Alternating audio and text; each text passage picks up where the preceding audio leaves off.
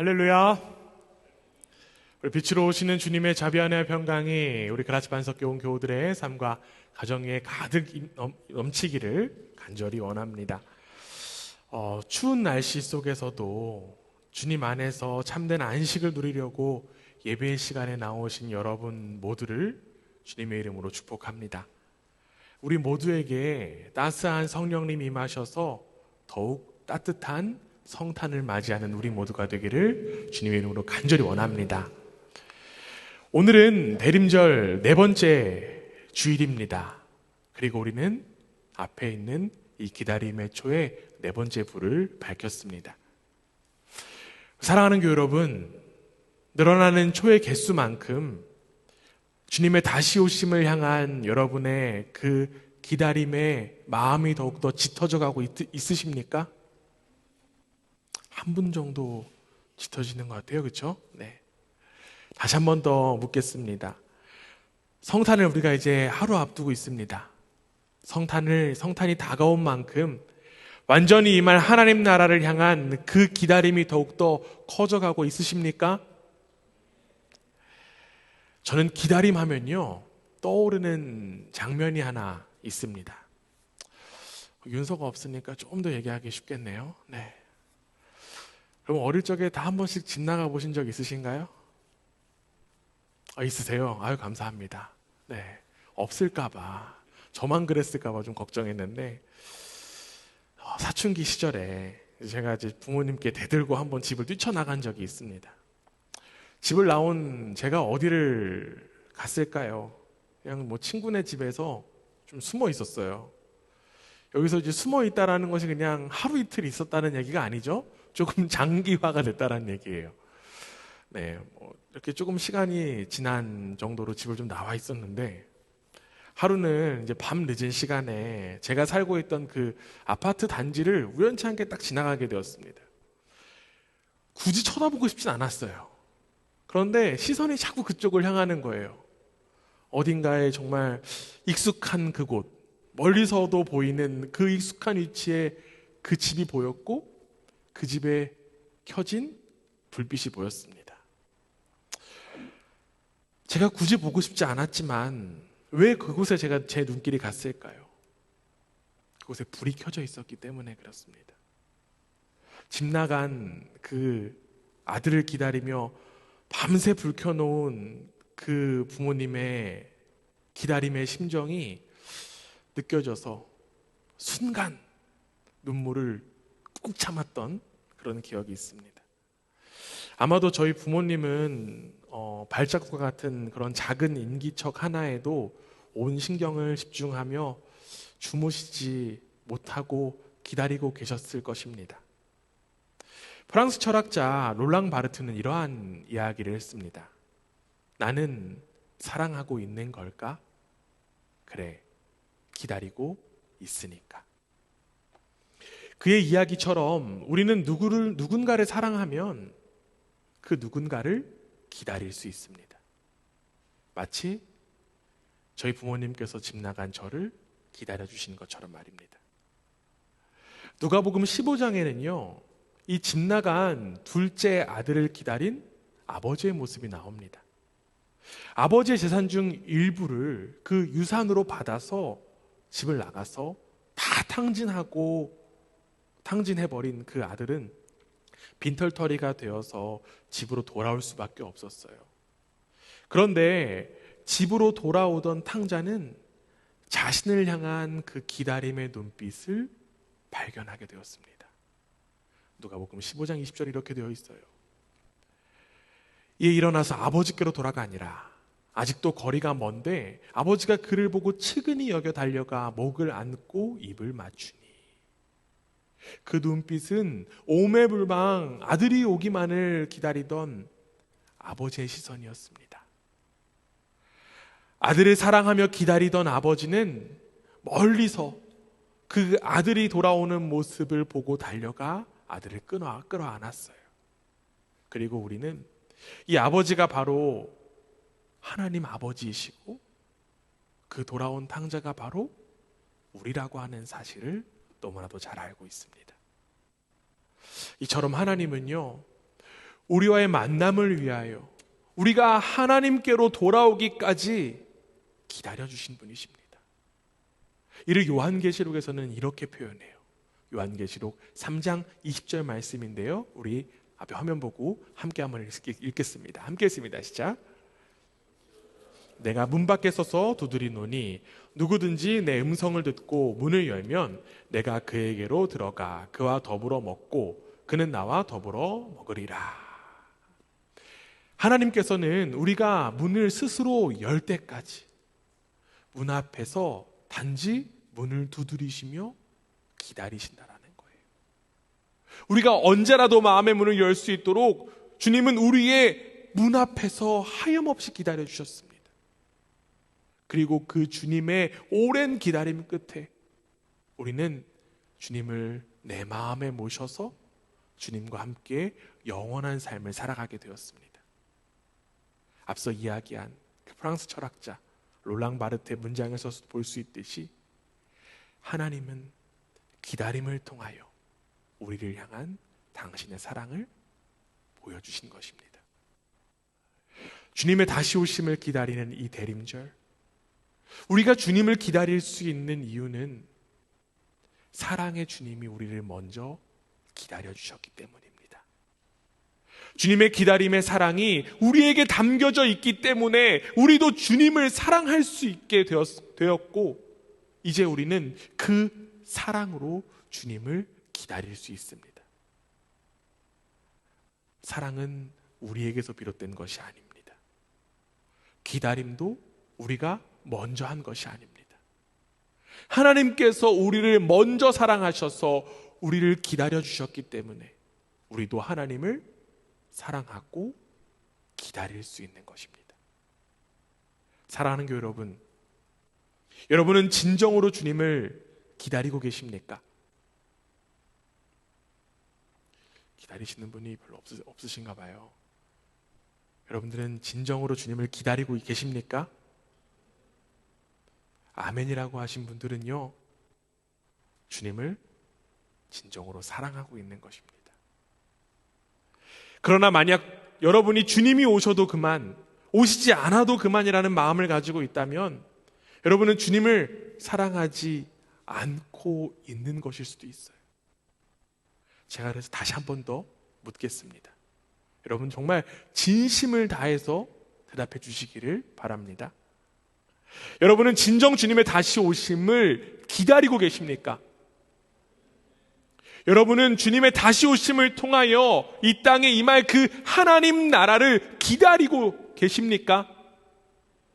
오늘 이 시간 주님을 사랑하며 주님을 기다리는 우리에게 그 희망이 되는 약속의 말씀이 임하게 되기를 간절히 원합니다. 우리 함께 한번 이렇게 옆에 분들하고 인사하며 고백하기 원합니다. 주님을 사랑하면 주님을 기다릴 수 있습니다.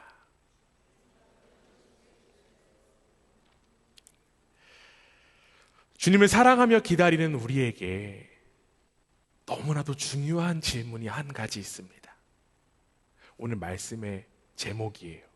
오늘 말씀의 제목처럼 우리는 언제까지 기다려야 되냐는 거예요.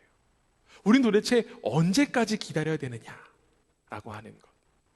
기다리는 사람이 가장 궁금한 것은요, 그 날과 그때가 언제냐는 것입니다.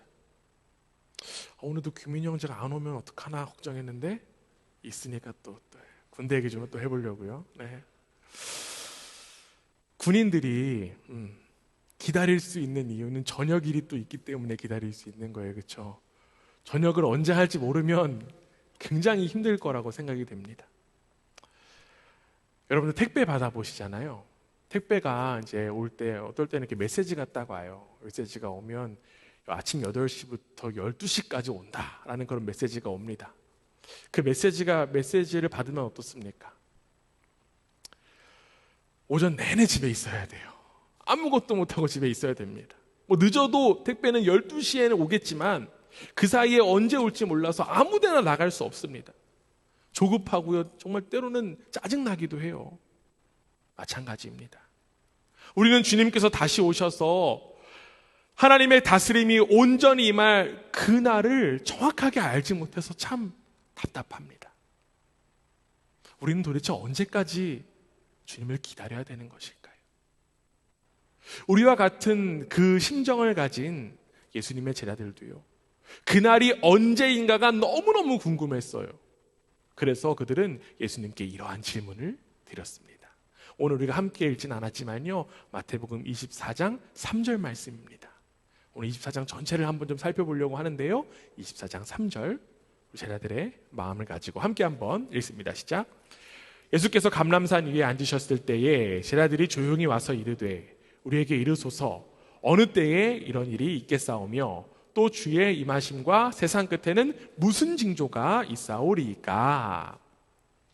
지금 제자들이 예수님께 질문을 하고 있습니다. 근데 제자들의 질문이요, 두 부분으로 나눌 수 있어요.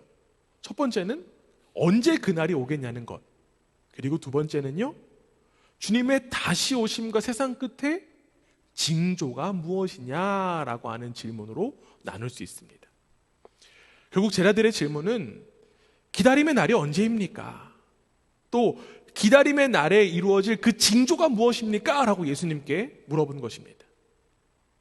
제자들은 그 기다림이 이루어질 때가 너무너무 궁금한 나머지 예수님을 향해서 자세한 질문을 했던 거예요.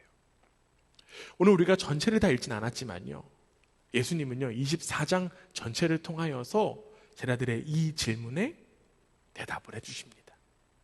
특별히 예수님이요, 제자들의 이 두 질문 가운데에 두 번째 질문인 주님의 날에 임할 징조에 관하여서 중점을 두고 대답하셨습니다. 예수님의 말씀은 이런 거예요. 무화과 나무의 가지가 연하여지고 잎사귀가 나오면 여름이 가까운 것을 알아차리듯이 시대의 징조를 유심히 보면서 때를 분별하라 라고 주님께서는 말씀하셨습니다. 그렇다면 우리는 그때 그 징조가 무엇인지를 알아야만 합니다. 예수님께서 말씀해 주셨어요. 마태복음 24장 5절입니다. 함께 했습니다. 시작. 많은 사람이 내 이름으로 와서 이르되 나는 그리스도라 하여 많은 사람을 미혹하리라. 우리가 기다리는 그 날이 임할 첫 번째 징조가 무엇입니까? 그 첫 번째 징조는요, 바로 거짓 구원자들이 와서 사람들을 미혹한다라고 하는 거예요. 첫 번째 징조는 거짓 구원자들이 와서 사람들을 미혹합니다. 교회사를 보면요, 초대교회 때부터 거짓 구원자라고 하는 사람들은 내가 그리스도다라고 하는 사람이에요. 거짓 구원자, 그리고 거짓 교사들이 교회를 굉장히 어지럽혔습니다. 우리는 이 거짓 구원자, 거짓 교사에 대한 이야기를 들으면서 이러한 생각이 들 수 있어요. 야, 참 어떻게 그러한 거짓 선지자, 거짓 교사, 거짓 구원자에게 속을 수 있을까? 그 사람 참 어리석은 거 아닌가라는 생각할 수 있습니다. 올해였던 것 같아요. 올해 3월에 세상을 발칵 뒤집어 놓은 다큐멘터리가 있었죠? 나는 신이다. 굉장히 오래된 것 같은데 올해 나왔더라고요. 네. 나는 신이다에 나온 모습들 보면서 야, 참 안타깝다, 속상하다라는 그런 마음도 들지만 한편으로는 야, 어떻게 저런 거짓 구원자, 거짓 가르침에 빠질 수 있는 것이, 이런 때로는 한심한 마음이 솔직하게 들기도 합니다. 우리 교회에서 이번 달에 함께 읽는 책이요, 부족한 것이 없는 사람에게는 왜 복음이 필요한가라고 하는 제목의 책입니다. 이 책은요, 미국의 목사님 윌리엄 윌리몬이라고 하는 목사님이 쓴 건데요, 이 책에서 되게 신기한 부분이 있어요. 이 책에서 미국에 쓰신 분이기 때문에 미국에 대한 이야기를 해야 될 것 같은데, 신기하게도 한국에 있는 거짓 구원자에 대한 이야기를 합니다. 누구 이야기를 하냐면요, 아주 유명한 통일교 문선명에 대한 이야기를 해요.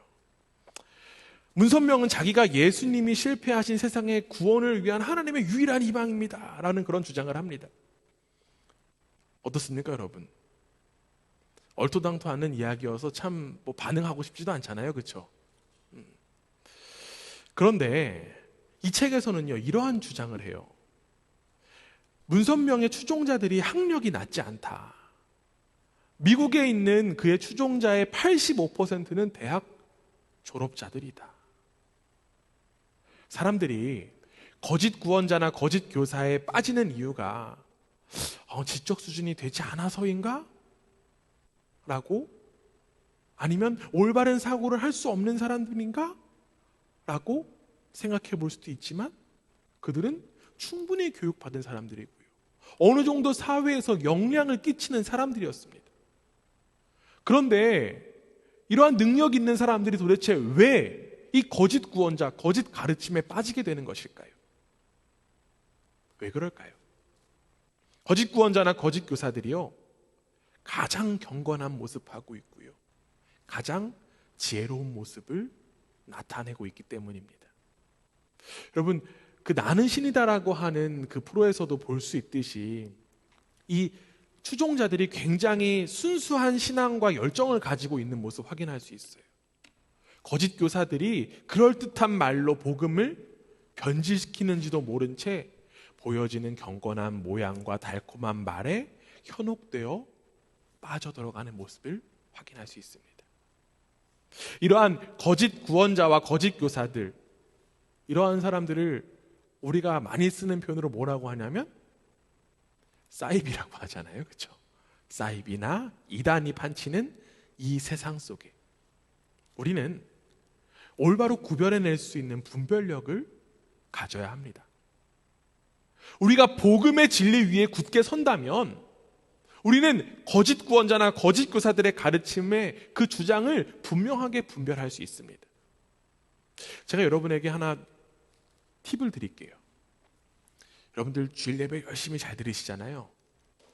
그렇죠? 교회 생활 오랫동안 하셨잖아요. 그렇죠?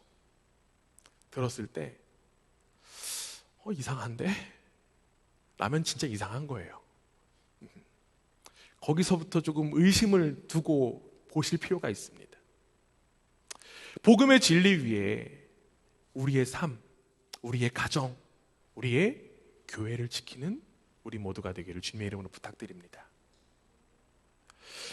제가 지금 거짓 구원자, 거짓 교사라고 하는 내용에 빠져서 여러분에게 어쩌면 좀 간곡한 부탁을 드렸어요.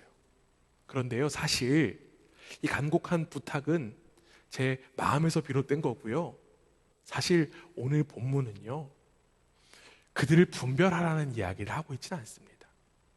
오늘 본문은요, 예수님이 그러한 자들이 사람들을 미혹시키는 것을 보고 주님의 날이 다가왔다는 징조로 여겨야 한다라고 말씀해 주셨다는 거예요. 우리는 앞서 거짓 구원자가 지금도 여전히 날뛰고 있다라고 하는 사실을 이야기 나눴습니다. 그렇기 때문에 우리는 지금이 어느 때다라고 우리가 알 수 있을까요? 지금이 바로 주님이 다시 오실 그때다 라고 하는 것을 알 수 있습니다. 사랑하는 여러분, 주님의 날이 다 가까이 왔습니다. 이어 예수님은 주님의 날이 가까이 왔다는 그 두 번째 징조에 대해서 말씀하셨습니다. 24장 7절이에요. 함께 읽습니다. 시작. 민족이 민족을, 나라가 나라를 대적하여 일어나겠고 곳곳에 기근과 지진이 있으리니. 우리가 기다리는 그날이 가까이 온 두 번째 징조, 그 두 번째 징조는요, 나라와 나라 사이의 평화가 깨지고 기근과 자연재해가 생긴다라고 하는 것입니다. 지난 300년 동안요, 유럽에서만 약 300번 이상의 전쟁이 일어났다라고 합니다. 작년부터 유럽에 큰 전쟁이 있어요. 러시아와 우크라이나의 전쟁이 있습니다. 그리고 그 전쟁이 아직도 끝나지 않았어요. 올해는 또 하나의 전쟁이 있었습니다. 바로 이스라엘과 하마스의 전쟁도 있었어요. 그뿐만이 아닙니다. 지금도 여전히 크고 작은 전쟁이 전 세계적으로 일어나고 있고요. 무엇보다 우리가 더욱더 관심 가질 수 있는 것은요, 우리의 조국 대한민국 계속적으로 전쟁의 위협 가운데 있습니다. 이제 우리는 어느덧 전쟁의 관심이 사라져버린 채 어디선가 일어나는 나와 상관없는 이야기로 이 전쟁의 소식들을 대하고 있습니다. 전쟁에만 이야기가 있는 게 아니에요. 자연재해도 있어요. 올해를 좀 되돌아보니까 올해 2월에 큰 지진이 있었습니다. 터키에서 지진이 있었죠. 수많은 사상자가 발생했습니다. 이 자연재해에 대한 이야기를 하면 참 끝이 없을 것 같아요. 홍수도 많이 일어나고요. 기후변화로 인한 재해도 있고요. 그리고 또 우리는 얼마 전까지 그리고 지금도 여전히 전염병이라고 하는 재해를 또 재난 속에 살고 있습니다. 이러한 내용들만을 보더라도 우리는 주님께서 말씀하신 세상의 끝이 점점 더 다가오고 있다라고 하는 사실을 결코 부인할 수 없습니다. 우리는 전쟁과 기근과 환난을 바라보며 주님의 날이 다가왔음을 바라볼 수 있습니다. 사랑하는 교회 여러분, 주님의 날이 가까이 왔습니다. 주님의 날이 가까이 왔다라고 하는 세 번째 징조는요, 사랑이 식어진다는 거예요. 어떤 이야기인지 보겠습니다. 마태복음 24장 12절입니다. 함께 읽습니다. 시작. 불법이 성함으로 많은 사람의 사랑이 식어지니라. 사랑이 식어진다라고 하면요, 이 문자 그대로 그냥 보면 냉소적으로 된다라고 이야기할 수 있습니다. 사랑이라고 하는 표현은 가득하지만 진정한 사랑을 찾기 힘든 시대에 우리는 살아가고 있습니다. 그런데 여러분, 이 12절에 나온 사랑이라고 하는 이 표현의 헬라어 원어를 찾아보니까요, 무엇이냐면 뭐 같으세요? 놀랍게도 아가페입니다. 아가페의 사랑이 식는다고 해요. 우리가 알고 있는 뭐 사랑, 에로스의 사랑, 뭐 필레오의 사랑 등이 있지만 이 아가페의 사랑, 아가페의 사랑은 어떤 사랑입니까? 아가페의 사랑은요, 자비의 사랑이고 무조건적인 사랑을 의미합니다. 그렇다면 왜 아가페의 사랑이 식어지는 것이 마지막 때의 징조일까요? 왜 그 아가페의 사랑으로 사람과 사람의 사랑이 식는 것이 왜 그날이 다가온 징조가 될까요? 요한일서 4장 16절 한번 함께 읽도록 하겠습니다. 함께 읽습니다. 시작. 하나님이 우리를 사랑하시는 사랑을 우리가 알고 믿었노니 하나님은 사랑이시니라. 사랑 안에 거하는 자는 하나님 안에 거하고 하나님도 그의 안에 거하시느니라. 아멘. 지금 사랑의 사도 요한이 사랑에 대한 이야기를 하고 있습니다. 그런데 지금 여기에 표현된 이 사랑은 앞서 이야기한 아가페 사랑을 이야기하고 있어요. 이 요한 사도는요, 하나님이 바로 아가페의 사랑이다라는 이야기하고 있습니다. 즉, 사람의 그 무조건적인 사랑이 식은 이유, 사람의 그 아가페의 사랑이 식은 이유는 하나님의 그 아가페의 사랑, 하나님의 무조건적인 사랑을 온전히 받지 못하기 때문입니다. 사실 아가페의 사랑, 즉 무조건적인 사랑, 우리에게는 없는 사랑이에요. 우리가 하나님께 그 무조건적인 사랑을 받아야 우리도 그 사랑을 믿고 알아서 그 무조건적인 사랑 사람들에게 할 수 있습니다. 그런데 문제는 우리가 하나님의 그 아가페의 사랑, 무조건적인 사랑을 제대로 누리지 못한다라고 하는 거예요. 하나님께서 나라고 하는 존재를 향해서 무조건적으로 사랑해 주신다라고 하는 그것이 바로 결여되다 보니까 자연스럽게 사람들을 향한 아가페 사랑, 무조건적인 사랑이 식을 수밖에 없는 것입니다. 그러니까 어떤 사랑할까요? 조건적인 사랑하는 거예요. 사랑받기 마땅한 사람들만 사랑하는 것입니다. 사랑스러운 사람들하고만 사랑하는 거예요. 그런 식은 사랑만 가득해 버린 거예요. 무조건적인 사랑이 내 안에 없기 때문에. 하나님의 무조건적인 사랑을 받은 우리도 이런 식어빠진 사랑하고 있는데 하나님의 사랑을 모르는 세상은 얼마나 더할까요? 우리는 이렇게 하나님과의 관계가 깨어진 세상, 무조건적인 사랑이 사라진 세상, 그리고 나를 바라보며 깨달을 수 있어야만 합니다. 주님이 오실 날이 가까이 왔구나. 그런데 여러분, 주님의 오실 날이 가까이 옴을 우리가 세 가지 징조를 통해서 확인했는데요, 우리가 여기서 절대로 간과해서는 안 될 중요할 지점이 하나 있습니다. 마태복음 24장 14절인데요, 함께 읽습니다. 시작. 이 천국 복음이 모든 민족에게 증언되기 위하여 온 세상에 전파되리니 그제야 끝이 오리라.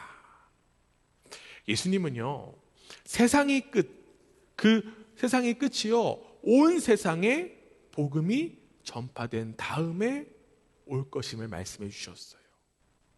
우린 여기서 하나의 좀 혼란이 생길 수 있습니다. 이전까지 예수님께서 마지막 때에 대한 세 가지 그 징표들에 대해서 말씀해 주셨으니까 이제 그 때에 대한 이야기를 해주시는구나. 그렇다면 이 복음 전파의 정도가 세상의 끝의 시점이라고 계산하는 것이 될 텐데, 복음 전파의 정도에 따라 언제까지 기다려야 되는지가 알 수 있겠구나라는 그러한 생각을 할 수도 있습니다. 물론요, 여러분, 예수님의 말씀에서 볼 수 있듯이 세상의 끝의 도래와 복음 전파 사이에는 상관관계가 분명하게 있습니다. 하지만 여기가 중요해요. 하지만 복음 전파의 정도가 세상의 끝의 시점, 즉 기다림의 마지막을 계산하는 지침으로 사용될 수는 없어요. 어떤 분들은요, 이러한 이야기해요. 복음이 몇 퍼센트의 민족에게 전해졌는지 계산하면 주님이 다시 오심이 확인된다라고 해요. 그런데 이러한 이야기들 예수님의 가르침과는 전혀 상관없는 이야기들입니다. 예수님께서 말씀하신 의도에서 벗어난 거예요. 예수님의 이 말씀은요, 이 복음 전파라고 하는 우리의 노력으로 주님의 다시 오심을 끌어당기는 것이 아니라고 하는 사실입니다. 우리의 노력으로 내가 복음 전파를 정말 모든 민족에게 하면 주님이 다시 오실 거야 라고 하는 것은요, 내 노력으로 주님의 오심을 당기는 어리석음에 불과한 모습입니다. 하나님 나라의 복음이 온 세상에 전파되어야 세상의 끝이 온다라고 하는 그 예수님의 말씀은요, 바로 기다림의 말씀입니다. 요한복음 6장 39절 이렇게 되어 있어요. 함께 했습니다. 시작. 나를 보내신 이의 뜻은 내게 주신 자 중에 내가 하나도 잃어버리지 아니하고 마지막 날에 다시 살리는 이것이니라. 예수님은요, 마지막 날까지 한 사람도 잃어버리지 않고 반드시 다 구원하시기 원하십니다. 그래서 주님은 지금도 기다리고 계세요.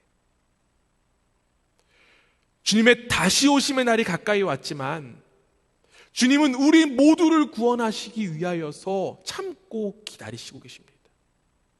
문을 두드리고 계세요. 주님의 기다림 가운데 우리가 해야 되는 건 무엇일까요? 우리는 참고 견디며 주님께서 기다리시는 그 한 사람을 향해서 복음을 전해야 합니다. 이제 우리는 주님과 함께 그 한 영혼의 마음의 문을 두드릴 수 있어야 해요. 주님의 기다림을 바라보며 주님께서 기다리시는 그 영혼을 위해서 복음을 전하는 일로 주님의 다시 오심을 준비하고 기다리는 우리 모두가 되기를, 특별히 우리 그라치 반석교회가 되기를 주님의 이름으로 축원합니다. 결국 이 제자들의 두 가지 질문 중에요, 기다림의 날이 언제입니까? 라고 하는 이 질문에 대해서 예수님께서는 답을 하지 않으셨어요. 그리고 예수님의 답을 하지 않으신 것은요, 이러한 대답까지도, 이러한 말씀까지도 바라볼 수 있습니다. 오늘 우리가 함께 읽은 말씀인데요, 24장 36절이에요. 네, 함께 읽습니다. 시작. 그러나 그날과 그때는 아무도 모르나니 하늘의 천사도 아들도 모르고 오직 아버지만 아시느니라.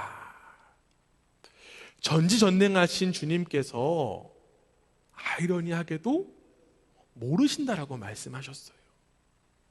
그 날과 그때는 하늘의 천사도 아들은 예수님 자신을 이야기하는 거겠죠. 천사도 모르고 예수님도 모른다라고. 오직 아버지만 아는, 하나님 아버지만 아는 비밀이야 라는 그런 이야기 하셨습니다. 우리는 하나님 아버지께서 왜 그날과 그때를 비밀로 하셨는지에 대해서 정확하게 알 수는 없습니다. 다만 우리가 조금 추측을 해보자면요, 우리가 그날과 그때를 알게 되면 어떻게 될까요? 굉장히 방자해질 거예요. 네, 굉장히 교만해질 것입니다. 여러분 안 그러실 것 같으시죠? 저는 그럴 것 같아요. 교만하고 무례하게 살 것을 너무나도 잘 아셨기 때문에 주님은 아마 그날과 그때를 알려주시지 않으신 것 같아요.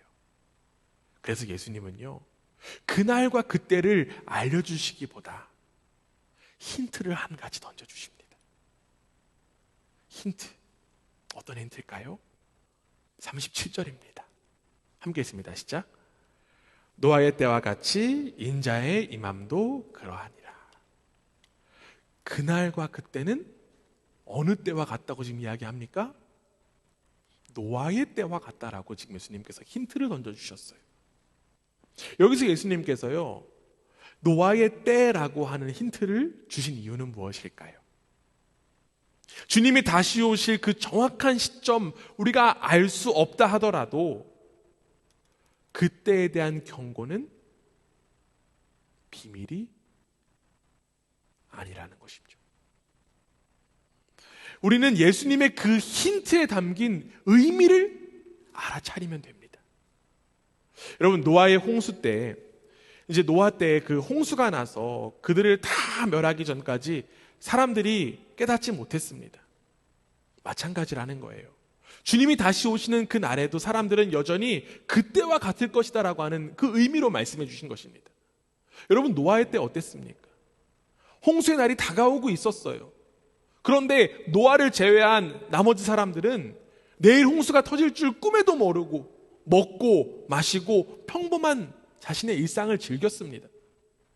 그들은 삶에서 일상을 즐기느라 임박한 그 심판에 대한 긴장감이나 관심 자체가 없었습니다.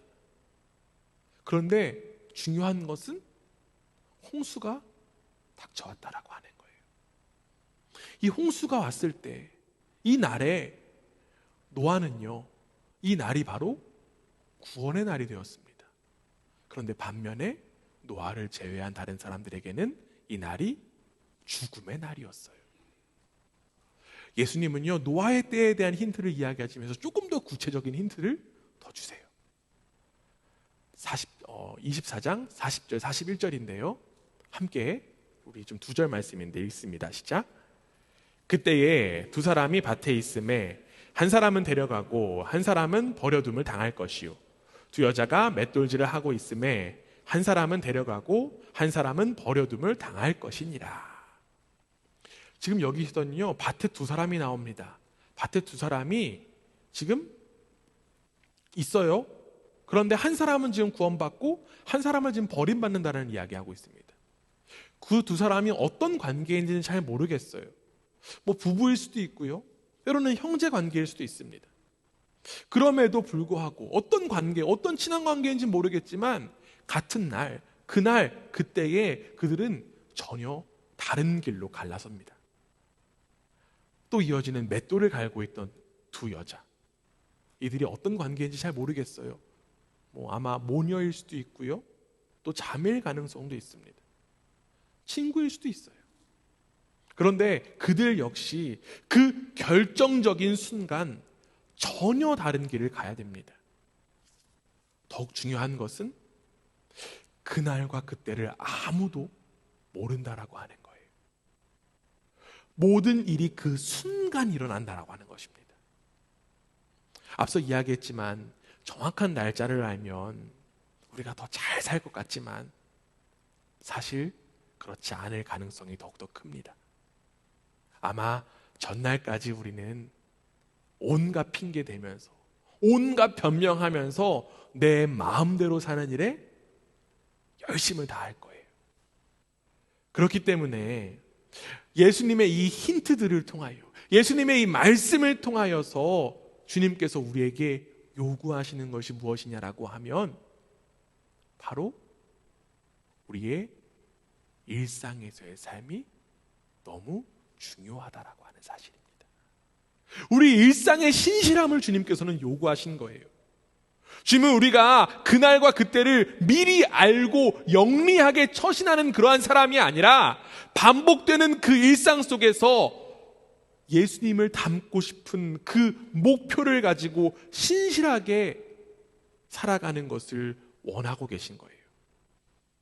매일의 일상, 바로 하나님 앞에서 살아가는 그 모습을 우리 주님께서는 원하셨던 것입니다. 그래서 예수님은요, 이러한 말씀으로 제자들의 대답을 마치셨던 거예요.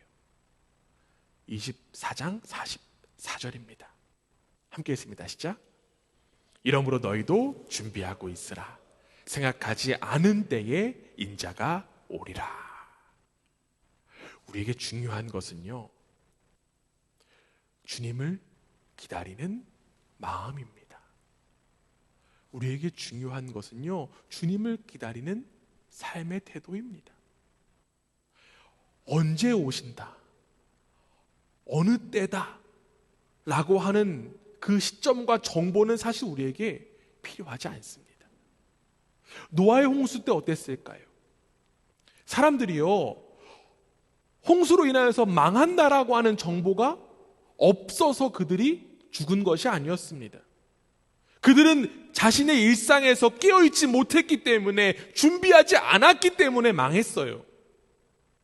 사랑하는 교회 여러분, 우리 주님 반드시 오십니다. 우리가 생각하지 않은 그때에 주님은 도적같이 반드시 오십니다. 설교를 마치면서 유명한 한 문장을 소개하려고 합니다. 내일 지구의 종말이 온다 해도 나는 오늘 한 그루의 사과나무를 심겠다. 독일어도 있어요. 네. 한국 사람들은요, 이 문장을 철학자 스피노자가 했다라고 많이들 생각합니다. 그런데요, 사실 이 문장이요, 독일의 아이젠나흐라고 하는 그 도시의 사과나무 밑에 비석으로 써 있는 문장이에요. 그리고 그 아이젠나흐는요, 마틴 루터의 도시입니다. 즉 종교개혁자 마틴 루터가 이야기했던 문장이다라고 알려져 있습니다. 사실 이 문장을 정말 마틴 루터가 했는지 안 했는지는 잘 모릅니다. 정확한 역사적인 근거에 대한 것은 없어요. 그러나 1944년도에 독일의 한 목사님이요, 이 문장을 딱 써놓고 마틴 루터가 했다라는 그러한 이야기를 신문에 광고하고 또 편지를 보냈다라고 해요. 이 목사님 이름이요, 칼 로츠라고 하는 목사님인데요. 이 칼 로츠라고 하는 목사님이 왜 이 문장을 써놓았을까요? 내일 지구의 종말이 온다 해도 나는 오늘 한 그루의 사과나무를 심겠다. 이 목사님이 살던 그 시기 1934년부터 독일이 누가 지배하고 있었습니까? 그렇죠, 나치가 지배하고 있었습니다. 히틀러가 정권을 잡고요, 독일의 체제는 나치로 완전 전환되었습니다. 그런데 이때에 히틀러에 저항하기 위해서 우리가 아주 잘 아는 독일의 목사님 한 분 있죠? 디트리 보네포라고 하는 목사님, 그리고 칼 바르트라고 하는 그 신학자 그룹을 중심으로 해서 교회 연합체가 생겼습니다. 이 교회 연합체가 나치를 저항해요. 그래서 이 연합체를 가리켜서 고백교회라고 부릅니다. 고백교회. 이들은 나치의 비밀 경찰이었던 게슈타포로부터 심각한 그런 감시와 탄압을 받았어요. 이러한 탄압 속에서 이 칼 로츠 목사님이요, 이 고백교회 멤버들을 향해서 비밀리에 편지를 나눠줬는데 그 편지에 이러한 구절이 있었다라고 합니다. 우리 민족은 지금 매우 급박한 상황 가운데 처해 있습니다. 그러나 내가 보내는 이 글은 절대로 훼손되지 않습니다. 루터의 말을 명심하시기 바랍니다. 내일 지구의 종말이 온다 해도 나는 오늘 한 그루의 사과나무를 심겠다. 이 나치에 저항한 고백교회는 희망이 없던 그 시절 주님의 다시 오심을 소망으로 삼고 오늘 여기에서 깨어 준비했습니다. 그래서 그들은 끝까지 저항했고요. 결국 우리가 잘 알다시피 1945년 5월 8일 히틀러의 독일은 연합군에게 항복하게 되었습니다. 이 루터가 이야기했다라고 하는 내일 지구의 종말이 온다고 해도 나는 한 그루의 사과나무를 심겠다라고 하는 이 문장이요, 바로 주님의 다시 오심을 기다리는 우리의 자세가 되어야 할 것입니다. 주님이 내일 오신다고 해도, 주님이 오늘 오신다라고 해도 우리는 항상 깨어 주님의 오심을 준비해야 합니다. 성탄을 앞두고 있습니다. 많은 사람들이 사람을 만나고 있고요. 만날 사람도 많고 약속도 많습니다. 그래서 바빠요. 그런데 우리는 주님 오시는 소리에 더욱더 귀 기울이며 주님의 다시 오심을 진정으로 갈망하며 바로 지금 여기에서 한 그루의 사과나무를 심는 심정으로 살아가게 되기를 주님의 이름으로 부탁드립니다. 특별히 한 그루의 사과나무, 무엇보다 한 그루의 복음의 나무를 심는 우리 모두가 주님의 다시 오심을 진정으로 준비하고 기다리는 하나님 나라의 백성인 줄 믿습니다. 사랑하는 여러분, 주님의 날이 가까이 왔습니다.